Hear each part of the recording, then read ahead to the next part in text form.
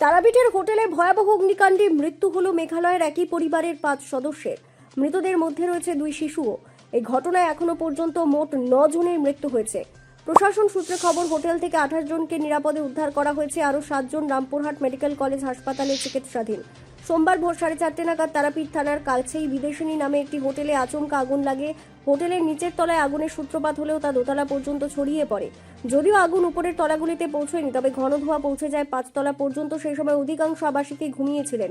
ধোঁয়া ও চিৎকারে ঘুম ভাঙার পর আতঙ্কে আবাসিকরা দ্রুত হোটেল থেকে বেরোনোর চেষ্টা করেন। জানা গিয়েছে, হোটেলে বেরোনোর জন্য 2টি দরজা ছিল। আগুন লাগার পর বিদ্যুৎ সংযোগ বিচ্ছিন্ন হয়ে যাওয়ায় অন্ধকারে অনেকেই পেছনের দরজাটি খুঁজে পাননি। ফলে সামনে রিসেপশনের দিক দিয়ে বেরোনোর চেষ্টা করতে গিয়ে কয়েকজন আগুনের মুখে পড়েন। অগ্নিকাণ্ডে মেঘালয়ের সাউথ গারো হিলস জেলার শিববাড়ি গ্রাম থেকে তারাপীঠে পুজো দিতে আসা একটি পরিবারের 5 সদস্যের মৃত্যু হয়েছে। মৃতদের মধ্যে রয়েছেন রাজেন্দ্রনাথ, তার স্ত্রী আশানাথ, তাদের 8 বছরের ছেলে ঔষনাথ মদক, পরিবারের সদস্য বুরান মদক এবং তার 10 বছরের ছেলে শিবরাজ মদক। এছাড়াও মৃতদের তালিকায় আলিপুরদুয়ারের 3 বাসিন্দা কমল রায়, অমিত পাল ও সুবীর সাহা রয়েছেন।